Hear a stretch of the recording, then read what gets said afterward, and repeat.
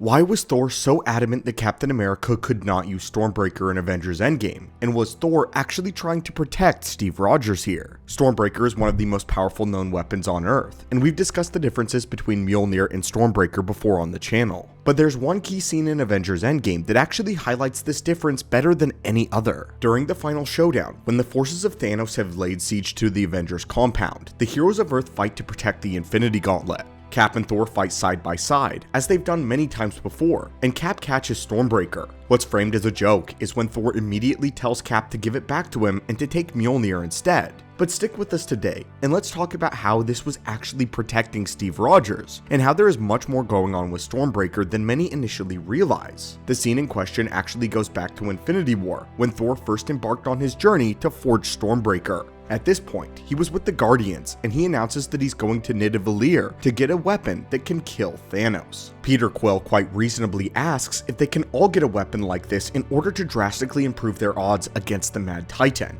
And on the surface, this seems like a perfectly rational idea. Thor then says that they simply lack the strength to wield such a weapon, and that their bodies would crumble and their minds would collapse into madness. And keep in mind, he's not just talking about humans here. Although Peter Quill is a human, he's addressing the entire Guardians team, including Drax and Gamora. Drax, for one, is Kylosian, and Kylosians are known as a dominant warrior race with great strength, stamina, and durability. That far exceeds a regular human. They also have extremely thick skin and dense muscle fibers, which makes them superior to most normal humans. So this may lead us to wonder if Thor was more worried about Drax's mind over his body. Drax is usually depicted as being dumb, but when we look deeper, this isn't actually entirely true. Famously, Drax's race is quite literal, and he doesn't understand sarcasm, metaphors, or nuance in language, but that doesn't necessarily make him unintelligent. In the first Guardians film, he was actually more emotionally complex than his later appearances are, and we'll find out that Drax is multilingual and was a more complicated character than we were previously led to believe. Likewise, Gamora is known as a Sehobari, and while they're not always quite to the level of Asgardians in terms of their physical power, they are generally regarded as more durable and athletic than humans.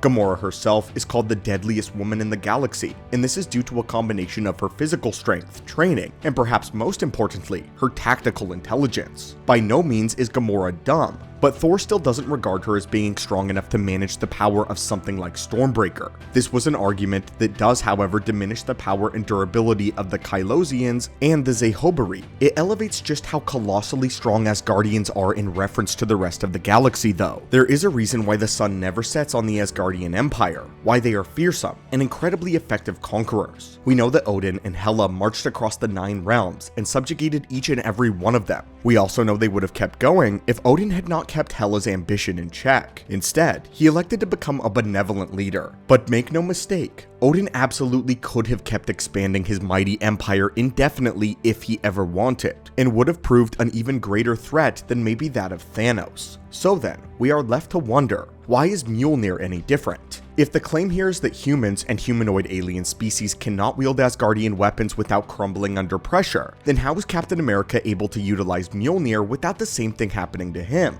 This particular problem goes back to the original Thor trilogy though, and we believe is most well articulated in Thor Ragnarok. When Thor was gifted Mjolnir, he did so as a warrior of Asgard, and as a young prince who was training to eventually inherit the throne. Odin made sure that Mjolnir was the proper weapon for this, and at this point in Thor's life. And we'd later find out in Ragnarok that Mjolnir actually hampered Thor's own inherent abilities, teaching him to refine them and to channel his power through the hammer. Mjolnir was used to channel and control Thor's power, but it kind of acted like a set of training wheels for Thor specifically. We don't know how many Asgardians have weapons that are designed with this express purpose, but we do know that Mjolnir was made to channel the power of the Thunder God, so that whoever could wield it could learn how to become the God of Thunder in any case where it should be necessary. This is also the same reason why people are able to channel the power of Thor with Mjolnir, such as Steve and Jane. They can each brew storms and channel lightning since the hammer was designed to train the God of Thunder, but Thor's own inherent power is now unchained. In Ragnarok, we saw what Thor was capable of on his own merits, without the hammer by his side, and he was already immensely powerful, but Stormbreaker took this a step further. Now, Thor was upgrading to a completely different class of weaponry entirely, one that didn't just channel or control his latent power, but actively amplified it. Stormbreaker is a king's weapon, and the king is meant to get to the throne by being the most powerful warrior in the kingdom. so a king's weapon should reflect this power. Stormbreaker was designed to take Thor's power and crank it into overdrive, driving him beyond his limits and what he believed he was previously capable of. This weapon would be difficult for any Asgardian to wield, and it's entirely likely that there are Asgardians who are incapable of utilizing Stormbreaker due to just how absurdly powerful it actually is. We know that Thor holds a special place among even Asgardians as not just the king, but the heir to the Odin Force. When Odin died, the Odin Force was passed down to Thor and granted him the power of a king that he would need to preside effectively over Asgard. The Odin Force, now called the Thor Force, is a well of ancient Asgardian magic, one that all the Allfathers can use to channel more power that they were previously capable of. It allows them to draw on the power of their ancestors and augment their abilities to a degree that no other Asgardian can. And it's important to remember that after Ragnarok, we're no longer talking about Thor, Prince of Asgard.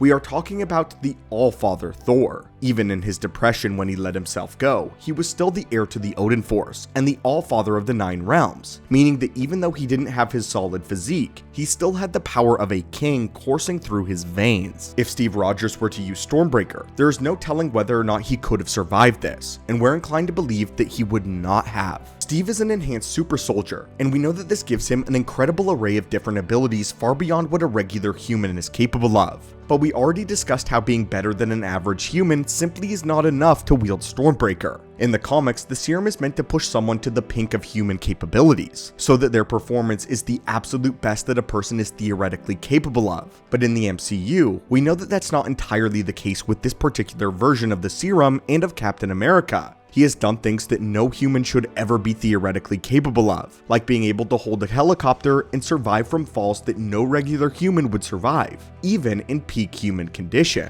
What this doesn't mean though is that he's on par physically with an Asgardian, but more importantly, someone like Thor. If Cap were to wield Stormbreaker, he almost certainly would have been torn apart by the weapon's magic, just like Thor said would happen to Drax, Gamora, and Peter. But instead, Thor did trust him to learn how to harness his own power in Mjolnir. This by itself is a massive sign of respect and admiration from Thor. The fact that he gives Steve his blessing to use Mjolnir is a huge deal and not just a joke. He trusts Cap enough to responsibly and effectively channel the power of the Thunder God, and this is due to their years in the field together as defenders of Earth. Thor knows that Cap is a brilliant strategist and is able to learn just about any weapon almost immediately, and he also knows that he can be trusted with the power of Thor. This is the highest sign of respect that Thor can give to any mortal, which is to give them his blessing to acquire godhood. And we can actually see this reflected in Age of Ultron. As a brief fun fact, the party scene at the beginning of Age of Ultron showcases Thor showing off a sample of Asgardian mead.